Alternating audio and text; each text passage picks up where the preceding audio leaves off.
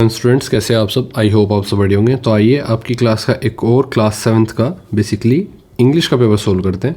देखो छुट्टियां ख़त्म हो गई न्यू ईयर की। First of all very very happy new year to all of you guys. But आप ध्यान रखो कि छुट्टियां ख़त्म हो गई हैं और अब आपके फाइनल एग्ज़ाम्स भी आपके सामने आ रहे हैं और ये PT2 exams as a revision आप लेके चलो। देखो इस टाइम सबसे बेहतर तरीका है कि आप मेंटोर के साथ अपना क्वेश्चन पेपर सोल्व करो। अब ये ज़रूरी नहीं है कि सिर्फ KVS के बच्चे करें, क्योंकि हमारा लिमिटेड सिलेबस होता है और हर स्कूल में सेम क्वेश्चन पेपर आता है। क्योंकि ज़्यादा चैप्टर्स नहीं है, क्वेश्चंस भी वही चैप्टर से बनने हैं, कुछ बाहर से तो आना नहीं है। तो बेस्ट है कि आप क्वेश्चन पेपर्स को सोल्व करो और आगे बढ़ो। देखो रिवीजन होगा, मोस्ट इंपॉर्टेंट क्वेश्चंस मिलेंगे, मोस्ट इंपॉर्टेंट क्वेश्चंस आपको मिलेंगे, रिवीजन हो जाएगा और पेपर को सोल्व करने की अप्रोच आपके सामने होगी। तो एटलीस्ट ये तो कर ही लो। और अगर पेपर में इतना कम टाइम है कि आपके पास वीडियो देखने का टाइम नहीं है, तो आप मेंबरशिप ज्वाइन करके सारी PDFs निकाल सकते हो आपकी क्लास के क्वेश्चन पेपर्स की, जो दूसरे स्कूल्स में आ चुके हैं। और उन क्वेश्चन पेपर की PDF के साथ मैंने उनके सॉल्यूशन की PDF भी प्रोवाइड कर दी है। तो लेकर बैठो और प्रैक्टिस करो, ज़्यादा से ज़्यादा चीज़ें याद करो और जिस पेपर में फंसोगे उसकी वीडियो देख लेना डायरेक्ट आके, ठीक है। तो आइए बिना टाइम वेस्ट किए अपने क्वेश्चन पेपर पर आते हैं और सेक्शन A की तरफ बढ़ते हैं। 1.5 घंटा आपको मिलेगा, 40 मार्क्स का पेपर होगा आपका। फर्स्ट सेक्शन कहता है कि ये रीडिंग के बेस पर क्वेश्चन होता है। एग्जामिनर चाहता है कि आपको क्या रीडिंग बेस्ड क्वेश्चंस आते हैं करने या नहीं। तो देखो रीडिंग बेस्ड क्वेश्चंस में आपको इतना टाइम ख़राब नहीं करना कि आप स्टार्टिंग से ही पढ़ने लग जाओगे, पहले आप पूरा पैसेज पढ़ोगे फिर आप क्वेश्चन देखोगे, ऐसा नहीं है। आप पहले पैरा का एक पैरा थोड़ा सा पार्ट पढ़ो पैरा का, ठीक है। स्टार्टिंग में क्या करना है, थोड़ा सा पार्ट पैरा का पढ़ना है, पहला पैराग्राफ हो जाना चाहिए। तो यहाँ से स्टार्ट किया आपने देयर आर से, और आप एटलीस्ट फॉर एग्जांपल पूरा करने के लिए पूरा एग्जांपल तक आएंगे, ठीक है। तो आइए पढ़ते हैं। There are houses all over the world, ठीक है। Some houses are large, some houses are small, some are made of wood, some are made of rock, some are made of mud, some are made of cloth. In cold places, some houses are made of ice or frozen water. People usually build their houses with something that is easy to find. For example, there are many trees in the forest. So who lived there might build a house made of logs. Some houses have one room, some houses have many rooms. There is usually a bedroom for sleeping. There is often a kitchen for cooking. There is usually a bathroom. There is often a living room for sitting and talking. तो यहाँ पर house देखो, इतना simple अगर para होगा आपका, तो आपको अगर फर्स्ट टाइम में समझ में आ रहा है तो आप थोड़ा आगे बढ़ सकते हो, कंप्लीट कर सकते हो इन्फॉर्मेशन को, ठीक है। तो आपने इन्फॉर्मेशन कंप्लीट कर ली, एटलीस्ट इतना कर ली कि हाउसेस के बारे में बात चल रही है। अब पहला क्वेश्चन देखते हैं। पहला क्वेश्चन कहता है why are many forest houses made of logs. तो क्यों बने होते हैं लॉग्स के फॉरेस्ट में, क्योंकि वहाँ पर क्या मिलती हैं, लकड़ियाँ मिलती हैं। तो कैसे पूछा गया कि फॉरेस्ट में घास के, फॉरेस्ट में क्या मिलती है सबसे ज़्यादा, लकड़ी मिलती है। तो जो लकड़ी के ये तना होता है, ठीक है, इससे लकड़ी के तने से क्यों बनाए जाते हैं ज़्यादातर घर। अब देखो पैसेज में लिखा है कि लोग अपने घर उन चीज़ों से बनाते हैं जो आसपास सबसे आसानी से मिल जाती हैं, ईजी टू फाइंड होती हैं। देखो ये लिखा आपका ईजी टू फाइंड, ठीक है। तो फॉरेस्ट में ट्रीज़ ज़्यादा होते हैं इसलिए वुड ईजिली मिल सकता है। तो ऑप्शन कौन सा होगा, ऑप्शन ए कहता है there are many logs in the forest. B option कहता है trees are easy to find in the forest. C कहता है there is a lot of wood in the forest. तो सारे ऑप्शन सही बैठ रहे हैं, ठीक है। तो ऑप्शन डी बिल्कुल सही होगा आपका, all of the above. Question number 2 पर आते हैं। Why do houses have bedrooms. अब देखो कॉन्सेप्ट क्या है, कॉन्सेप्ट समझो। कॉन्सेप्ट है कि जब आप क्वेश्चन 1 किया उसका आंसर मिल गया तो ठीक है, ऑप्शंस में से मिल गया, ठीक है। नहीं मिला और आपको लगता है इसका आंसर आगे पैसेज में होगा तो आपको पैसेज आगे का पढ़ना है। अगर आपको लगता है क्वेश्चन नंबर 2 भी हो गया इस पैसेज से तो ठीक है, आगे पढ़ने की ज़रूरत नहीं है। लेकिन अगर क्वेश्चन नंबर 2 का आंसर नहीं मिला आपको जितना आपने स्टार्टिंग में पढ़ा था, तो आप उससे आगे का इस क्वेश्चन के बाद पढ़ोगे, ठीक है। तो आपको क्या पढ़ना है, पहले पैसेज पढ़ना है एटलीस्ट हाफ से कम, फिर आपको क्वेश्चन पढ़ना है, ऑप्शंस पढ़ने हैं और फिर उसके बाद क्वेश्चन सेकंड पढ़ना है। जब तक क्वेश्चन में फंसते नहीं हो आप, आपके आंसर बन रहे हैं, तब तक आपको पैसेज नहीं पढ़ना। जैसे ही आप क्वेश्चन नंबर 3 में फंस गए तो इसका मतलब है इस पैसेज से इसका आंसर नहीं मिल रहा, तो आपको पैसेज आगे का पढ़ना स्टार्ट करना है। फिर से आपको पूरा नहीं पढ़ना, थोड़ा सा पढ़ना है और फिर क्वेश्चन 3 को देखना है। अब देखो क्वेश्चन 3 आपने पढ़ लिया था पहले, तो आपको पता चल जाएगा क्वेश्चन 3 में पूछा क्या है। जैसे ही पैसेज में आपको उसका आंसर मिलेगा आप लगा सकोगे, तो आपको उतना ही पढ़ना है जितनी ज़रूरत है। इसी तरह से क्वेश्चन नंबर 2 पूछा है, why do houses have bedrooms. तो हाउसेज में बेडरूम्स क्यों होते हैं? फॉर स्लीपिंग, ये भी हमने पढ़ लिया था। ऑप्शन ए बिल्कुल सही होगा। Question 3, where is the basement of houses. तो ऑप्शन ए देखो बेसमेंट के बारे में कोई बात नहीं की हमने अब तक, तो इसका मतलब है हम ऑप्शन पढ़ लेते हैं और फिर अपने पैसेज पर चलते हैं। ऑप्शन ए कहता है beside the house, B above the house, C under the house और डी नन ऑफ दीज। तो एक तो कॉमन सेंस भी आपको आंसर दे देती है। जैसे क्वेश्चन 3 में कहा है बेसमेंट कहाँ होता है, तो बेसमेंट कहाँ होता है? अंडर द हाउस होता है, तो आपको पैसेज पढ़ने की जरूरत ही नहीं पड़ी। ऑप्शन सी बिल्कुल सही हो गया।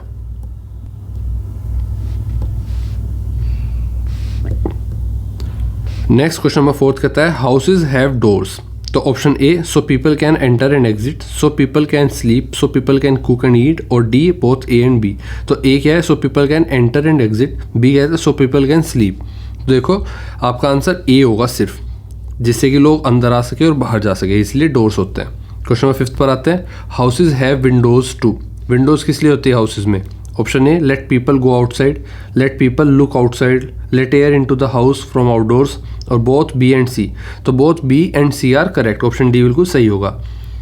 जिससे कि आप बाहर देख सको और जिससे कि हवा अंदर आ सके, इसलिए होती है खिड़की। तो आपको पैसेज पढ़ने की ज़रूरत ही नहीं पड़ी, हमने सिर्फ पैसेज स्टार्टिंग का पढ़ा इतना, और इससे हमारे सारे क्वेश्चंस क्लियर हो गए कॉमन सेंस के बेस पर। तो हमारा क्या बच गया? टाइम बच गया। सेक्शन बी की तरफ आते हैं, writing and grammar section. Question number 2 है इसमें, you are going out of station for 3 days। आप 3 दिन के लिए आउट ऑफ स्टेशन जा रहे हो। Write an application to the principal of your school and requesting leave. तो छुट्टी के लिए अपने प्रिंसिपल को आपको एप्लीकेशन लिखनी है।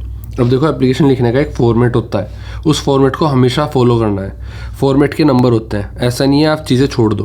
तो सबसे पहले आप लिखोगे to the principal,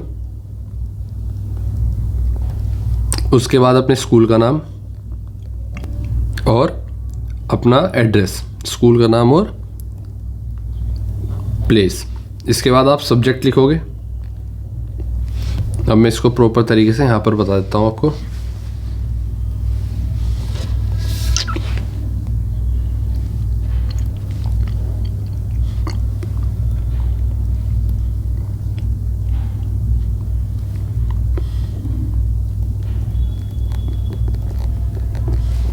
to the principal ABC या KVS स्कूल और यहाँ पर आपकी जगह का नाम, ठीक है। इसके बाद एक लाइन छोड़ते हो आप और सब्जेक्ट लिखते हो।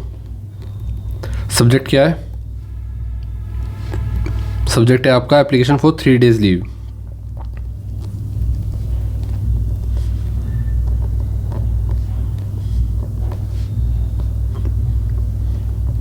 ठीक है, फिर यहाँ पर रिस्पेक्टेड सर, एक लाइन छोड़ते हो फिर से, रिस्पेक्टेड सर एंड मैडम और मैडम, और यहाँ से I would like to start करते हो। I would like to inform you that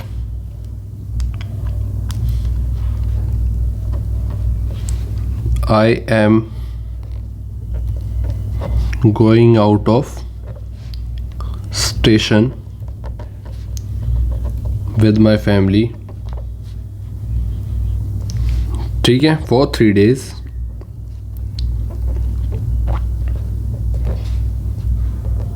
due to some personal work,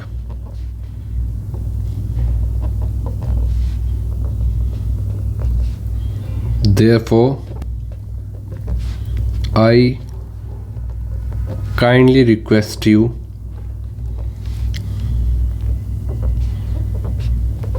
to grant me leave from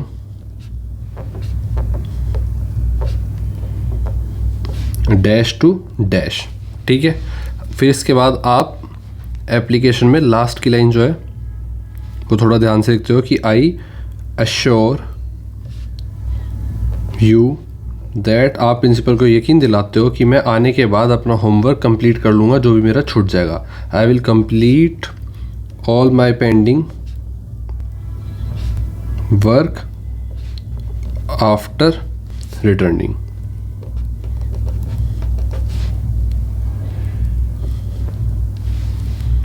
ठीक है. और लास्ट में थैंक यू. यहाँ पर एक लाइन छोड़नी है आपको, यहाँ पर एक लाइन छोड़नी है आपको, और थैंकिंग यू के बाद योर ओबीडियंटली मतलब एक लाइन छोड़कर आपका आज्ञाकारी शिष्य, your obediently Sam class 7th और अपना रोल नंबर, अपनी इस तरह की निजी डिटेल डालोगे आप. ठीक है. इस तरह से एप्लीकेशन लिखते हो और फॉर्मेट के नंबर होते हैं, फॉर्मेट को नहीं भूलना. सबसे पहले आपको ऊपर जिसको आप 2 लिखने के बाद जिसको भी आप एप्लीकेशन लिख रहे हो उसकी डिटेल डालोगे.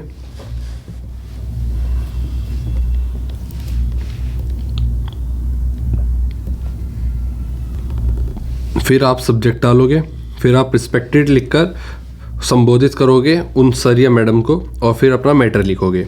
फिर आप अश्योर करोगे कि मैं कोई भी हानि नहीं पहुंचने दूंगा अपने काम को लेके. लास्ट में थैंक यू एंड अपनी डिटेल्स. तो इस तरह से फॉर्मेट पूरा लिखोगे और बॉक्स बना दोगे. ठीक है. आई थिंक कि आप समझ गए होंगे कितना इंपॉर्टेंट है फॉर्मेट का, कितनी इंपॉर्टेंस है फॉर्मेट की, और कितना इंपॉर्टेंट है इस तरह से तरीके से लिखना. तो क्वेश्चन नंबर 3 पर आते हैं. Right a diary entry. Diary entry आपको लिखनी है with in 150 words based on any incident happened last night that begins with the sentence.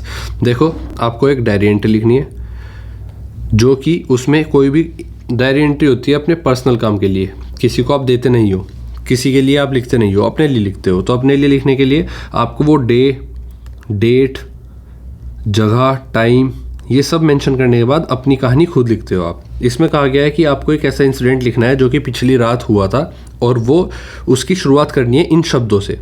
तो I looked outside the window and I use your imagination to continue your diary. तो आपको इस line से start करना है, अपनी imagination से लिखना है.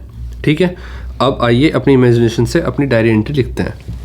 बेसिकली आपको कितना लिखना है, आपको डायरी एंट्री में हमेशा याद रखना है आपको सिर्फ सबसे पहले क्या लिखना है. जैसे कि मान लो आज मंडे है, 4th of Jan है 2026.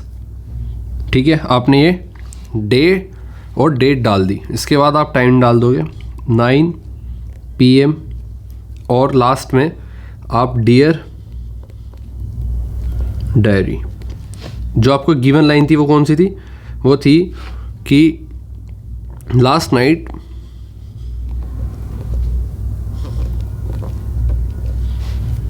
आई लुक्ड आउटसाइड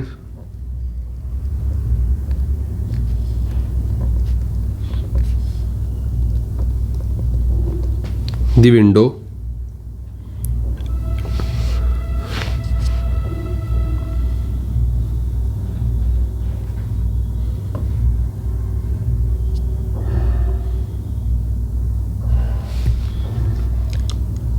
क्या कहा गया आपको, I looked outside the window and I. तो last night I looked outside the window and I सो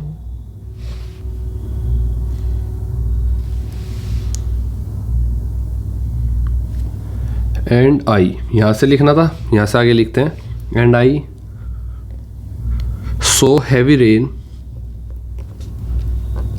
कोई भी इमेजिनेशन आप अपनी तरफ से लिख सकते हो. Heavy rain falling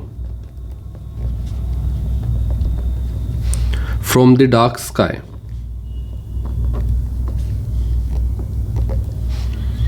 The wind was strong and the trees were dancing. क्योंकि आप अपने लिए कोई चीज़ लिख रहे हो तो आप अपने तरीके से लिख सकते हो. थोड़ा पोएटिक लिख सकते हो, रूड लिख सकते हो, बिल्कुल नॉर्मल लिख सकते हो, बहुत ही फैसिनेटेड लिख सकते हो, ठीक है। तो मैं लिख रहा हूँ जैसे कि ट्री डांस कर रहे थे इस तरह से। सडनली क्या हुआ, suddenly there was a loud sound of thunder, ये लिख सकते हैं हम। Suddenly there was a loud sound of thunder. I felt scared but also excited.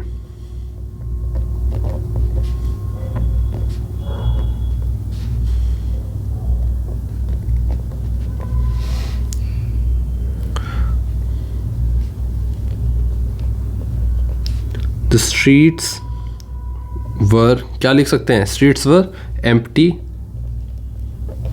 and everything look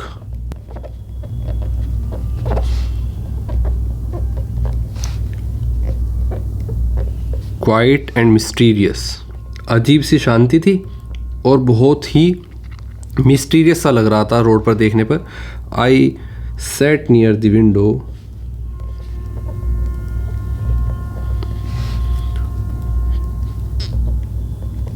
for some time and enjoyed the cool air.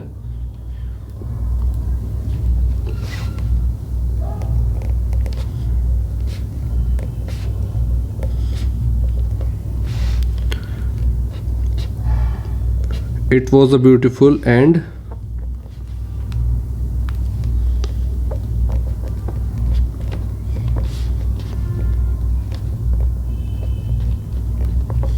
unforgettable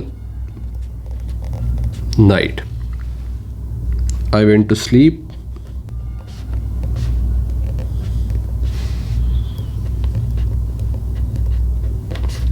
thinking about how wonderful nature can be. ठीक है, तो ये आपकी पूरी diary entry होगी। Diary entry को आप box में बना दोगे या फिर नॉर्मल भी छोड़ सकते हो।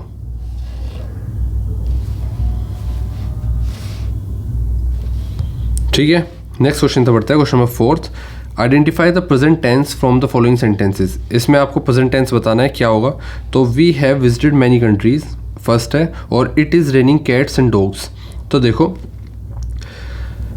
वी हैव विजिटेड, विजिटेड मतलब ई डी लग गया विजिट के बाद, तो ये थर्ड फॉर्म हो गई। और थर्ड फॉर्म कब यूज़ होता है, जब कोई चीज़ हो चुकी हो। ठीक है, तो आपके सामने है फर्स्ट वन जो कि प्रेजेंट कंटिन्यूअस टेंस कहाँ पर यूज़ हो रहा है। तो देखो जब भी सेंटेंस को पहले तो तोड़ो आप। ठीक है, आपने सेंटेंस को तोड़ा तो आपने देखा कि यहाँ पर लिखा है we plus have plus visited, जो कि कहलाता है ये आपका सब्जेक्ट है। हैव आपका हेल्पिंग वर्ब है और विजिटेड आपका वर्ब की थर्ड फॉर्म है, वर्ब की थर्ड फॉर्म है। अब आप देखो जब भी आपके सामने ये वाला कॉम्बिनेशन आए कि हैज़ या हैव प्लस वर्ब की थर्ड फॉर्म, इसका मतलब है कि जो सेंटेंस में टेंस यूज़ हुआ है वो प्रेजेंट परफेक्ट टेंस यूज़ हुआ है। तो फर्स्ट का क्या आंसर हो जाएगा, प्रेजेंट परफेक्ट टेंस। ठीक है, सेकंड में देखते हैं it is raining cats and dogs. तो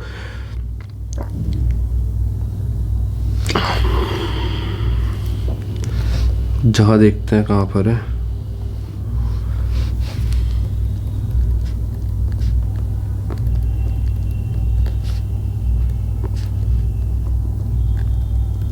तो इसमें इट सब्जेक्ट, रेनिंग आपका वर्ब प्लस ING और इज़ हेल्पिंग वर्ब। तो अब आप देखो जब भी आपका हैज़ या हैव की तरह हैज़ या हैव प्लस वर्ब की थर्ड फॉर्म आई थी, तो हमने पता करा था कि ये क्या है, प्रेजेंट परफेक्ट टेंस। ठीक है, लेकिन अब यहाँ पर क्या है, is am are plus verb plus ING, verb के साथ वर्ब ING, तो ये क्या बनाएगा, ये बनाएगा आपका present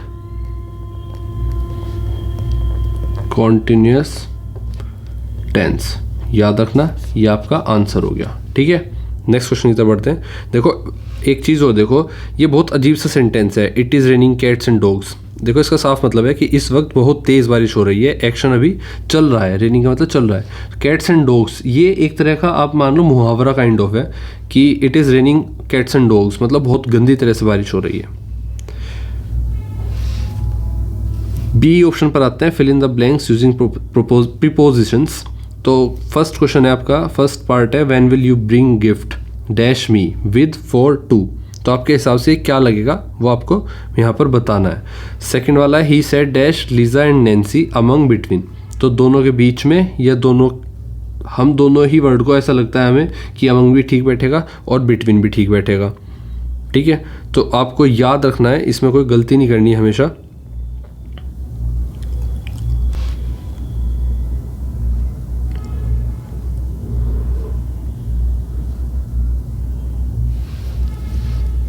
When will you bring gift for me, with me और to me, तो देखो तुम मेरे लिए गिफ्ट कब लाओगे, तो मेरे लिए, मुझे मतलब तुम मुझे गिफ्ट कब दोगे, तो टू आता मुझे, मेरे लिए फोर आएगा, मेरे साथ विद आएगा, तो यहाँ पर क्या आएगा four. When will you bring gift for me.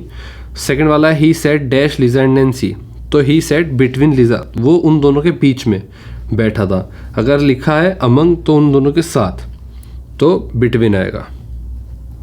ठीक है, सी देखते हैं, चेंज द जेंडर, जेंडर को चेंज करना है। पोएट का पोएटेस होता है, आपको पता है, और हीरो का हीरोइन। ठीक है, सेक्शन सी की तरफ आते हैं। लिटरेचर के क्वेश्चंस आपके सामने आएंगे। पहला है, एक एक्सट्रैक्ट आपको निकाल के दे दिया आपकी चैप्टर में से, आपकी बुक्स में से। All night there isn't a train goes by, though the night is still for sleep and dreaming, but I see its cinders red on the sky and hear its engine steaming. Question first है, who is the poet of this poem, तो इस poem का जो poet है वो कौन है, Robert Louis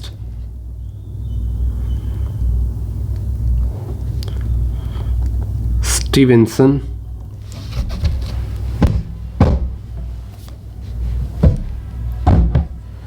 second question है, what does the poet see in the sky at night, उसने क्या देखा रात को पोएट ने, तो पोएट रात में ट्रेन के साइंडर्स मतलब अंगारे, ये क्या है,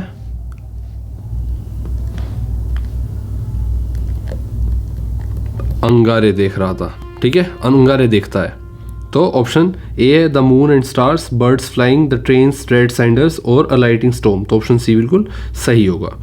नेक्स्ट थर्ड क्वेश्चन है, the poet hears the train's engine, the poet hears the train's engine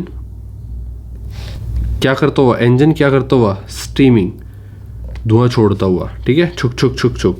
question fourth कहता है, ट्रेन जर्नी से जैसे रिलेट करता है, ड्रीम किससे करता है, तो ट्रेन से हम क्या करते हैं जर्नी, और ड्रीम से हम क्या करते हैं, ड्रीम बेसिकली एक तरह का, वैसे ही ट्रेन जर्नी से रिलेट करती है, वैसे ही ड्रीम किससे रिलेट करता है, किसका जिक्र हुआ है यहाँ पर, स्लीप का। देखो यहाँ पर हमारे सामने ट्रेन का जिक्र हुआ है, तो इसी के साथ किसका जिक्र हुआ था, जर्नी की बात कर रहे थे। ठीक है, isn't a train goes bye so the night is still for sleeping and dreaming, तो ड्रीम का जिक्र हुआ है स्लीप के साथ। ठीक है, तो यहाँ पर क्या आ जाएगा आपका, स्लीप। नेक्स्ट क्वेश्चन तो बढ़ता है, question number 6, answer the following questions any 6, तो 7 क्वेश्चन आपके सामने, इनमें से किसी भी 6 का आंसर आपको देना है। तो अब पहला क्वेश्चन देखते हैं, what is the central idea of the poem the travel, तो ट्रेवल जो पोएम थी इसका सेंट्रल आइडिया क्या था, ये आपको बताना है। तो पोएम ट्रेवल और इमेजिनेशन के बारे में है, यही इसका सेंट्रल आइडिया था। तो जो पोएम है द ट्रेवल, पोएम में पोएट रात के टाइम ट्रेन को इमेजिन करता है, train travel movement and journey of life को शो करती है। पोएट का माइंड ट्रेवल करता है जब वो सोने जा रहा होता है। ठीक है, तो प्रॉपर आंसर लिखोगे आप, यहाँ पर लिखते हैं 2 नंबर का क्वेश्चन होगा तो छोटा सा आंसर लिखेंगे कि the central idea of the poem is travel. is travel. The poet imagines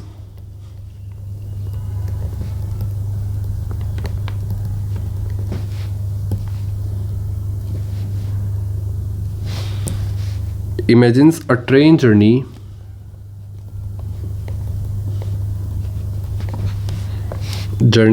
at night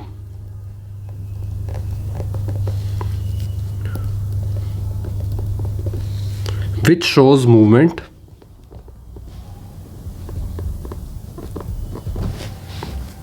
imagination, and the joy of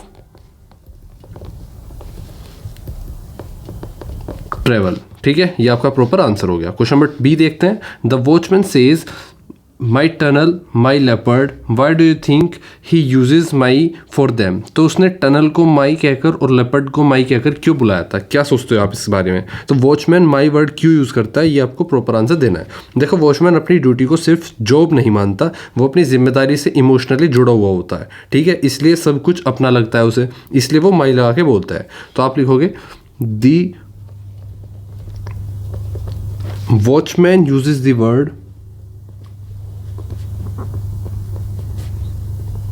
my because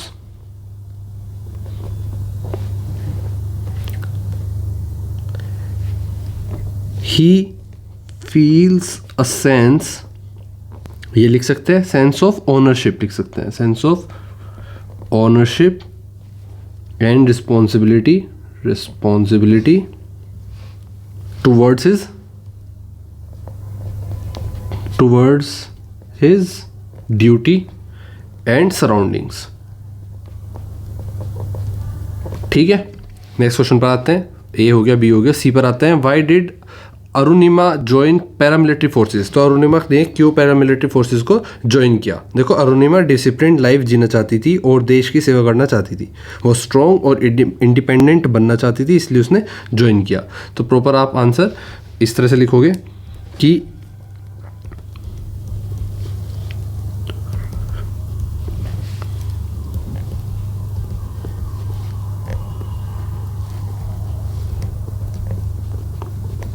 Arunima joined paramilitary forces to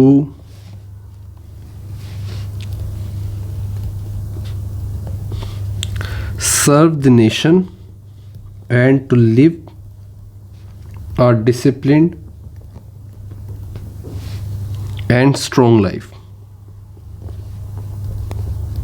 ठीक है, नेक्स्ट क्वेश्चन नंबर डी पर आते हैं. Question number D पूछता है do you think Suraj is an adventure loving boy, give reason. तो क्या तुम सोचते हो सूरज एक एडवेंचर लविंग बॉय था, और अगर था तो उसका रीज़न दो. तो आपका आंसर होगा हाँ, वो एक एडवेंचर लविंग बॉय था. तो Suraj, yes, Suraj is an adventure loving boy because he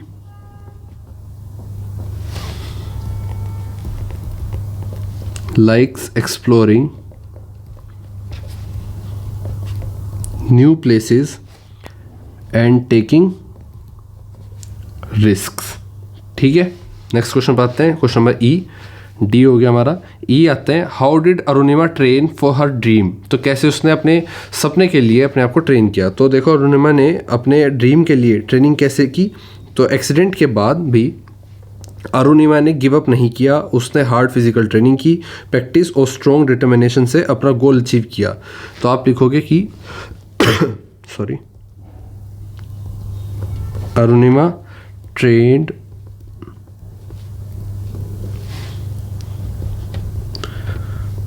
for her dream with hard work, strict practice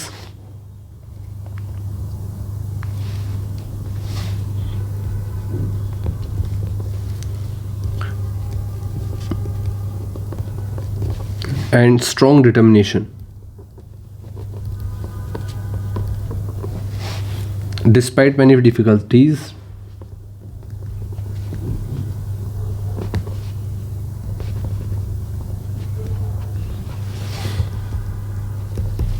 ठीक है, नेक्स्ट क्वेश्चन की तरफ आते हैं. क्वेश्चन नंबर एफ, हाउ, तो आपका ई हो गया। डी आते हैं, do you think the poet actually sees and hears the train, why और वाई नॉट। तो आपको आंसर देना है कि क्यों, क्या आपको लगता है पोएट एक्चुअली देखता और सुनता था ट्रेन, और अगर तो वाई और वाई नॉट, क्यों और क्यों नहीं। आपको दोनों ऑप्शन क्यों लगते हैं, हाँ है तो हाँ क्यों, और ना है तो ना क्यों। तो क्या, तो रात का टाइम स्लीप और ड्रीमिंग का होता है, पोएट बेड पर लेटा होता है इसलिए ट्रेन उसकी इमेजिनेशन हो सकती है। तो आपका आंसर होगा नहीं, वो नहीं सुनता था, रियली में नहीं सुनता था, नो, क्योंकि the poet does not actually, लिख लेते हैं एक्चुअली, सीज और here the train, he imagines it while lying awake at night before sleeping। ठीक है, तो वो बेसिकली रियल में नहीं सुनता था आवाज़, और ना ही रियल में ट्रेन को देखता था, वो बस इमेजिन करता था सोने से पहले बेड पर लेटने के बाद। क्वेश्चन नंबर जी पर आते हैं, what is the significance of the repeated reference to the train whistle. तो क्या सिग्निफिकेंस आपको देखने को मिलता है जो बार बार रिपीटेड ट्रेन की विसल के बारे में जिक्र होता है। ठीक है, रात का टाइम, तो आपको ये मिलता है जी।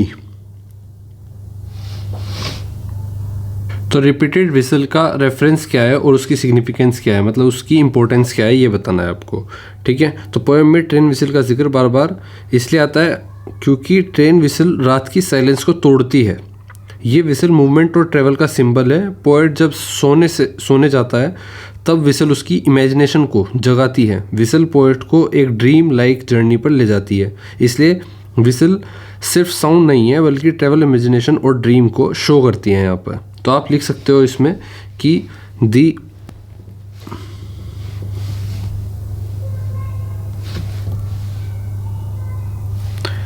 the repeated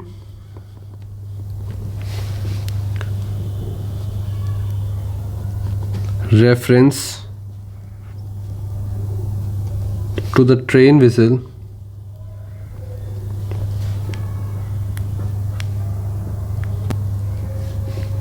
show movement and travel. It breaks the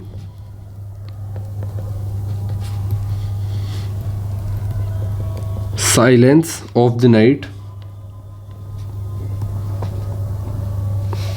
and helps the poet imagine a dream like journey.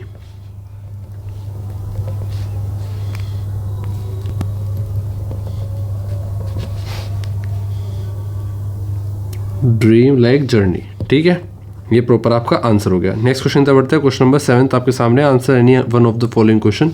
दो क्वेश्चन आपके सामने, 4 मार्क्स का एक क्वेश्चन है, इनमें से कोई एक करना है। जैसे क्वेश्चन 7 कहता है Arunima is a beacon of hope and resilience, support this statement with evidence from the text. तो टेक्स्ट के अकॉर्डिंग कह रहा है कि आप इस स्टेटमेंट को सपोर्ट करो, इसको एक्सप्लेन करो। क्या कि अरुणिमा जो है, Arunima is a beacon of hope, वो एक होप का और रेजिलियंस का एग्जाम्पल काइंड ऑफ है। ठीक है, तो आइए प्रॉपर आंसर को देखते हैं।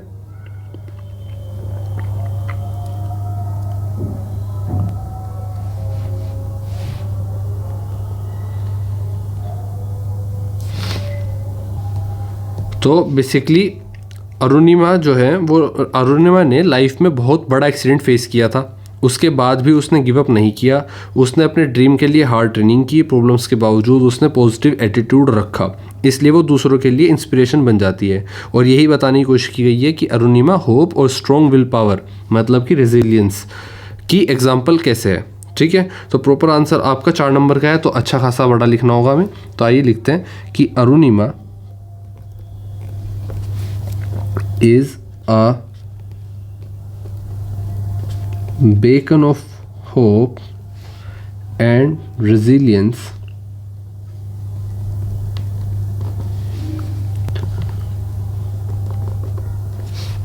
बिकॉज, तो आप ये लिखेंगे because she did not give up even after facing a great difficulties in her life. After her accident, she worked very hard and trained herself, achieved her dream. Her determination, courage and positive attitude inspire others to never lose hope. तो हमें hope नहीं हारनी चाहिए, ये हम किससे सीखते हैं? अरुणिमा के एक जो रिजिलियंस है, होप है, उससे हम सीखते हैं कि कैसे उन्होंने गिव अप नहीं किया, उसके बावजूद उन्होंने डिफ़िकल्टीज़ का सामना किया, कैसे उन्होंने वर्क हार्ड करके ट्रेनिंग कंप्लीट की और अपने आप को ट्रेन किया और एक अपना ड्रीम जो है वो अचीव किया। तो इस डिटर्मिनेशन से, इस करेज और पॉजिटिव एटीट्यूड से हमें सीखना चाहिए और कभी भी लोग इंस्पायर होंगे कि कभी भी वो होप को छोड़े ना। ठीक है, क्वेश्चन नंबर इसका 7th का और पार्ट पर आते हैं। देखो, according to Sundar Singh it is safer in the forest than in the town. Sundar Singh का कहना है कि जंगल ज़्यादा सेफ है बजाय किसके? शहरों के। What example does Sundar Singh give to support his opinion. तो इस बात को प्रूव करने के लिए सुंदर सिंह ने क्या एग्जाम्पल दिया था? What does this tell us about him. और ये एग्जाम्पल जो है, ये बातें जो है सुंदर सिंह के बारे में क्या बताती हैं? तो आइए देखते हैं क्या बताती है। देखो, सुंदर सिंह कहता है, सुंदर सिंह फॉरेस्ट को सेफर क्यों मानता है और इससे उसके नेचर के बारे में क्या पता चलता है? ये 2 क्वेश्चन है। सेफर क्यों मानता है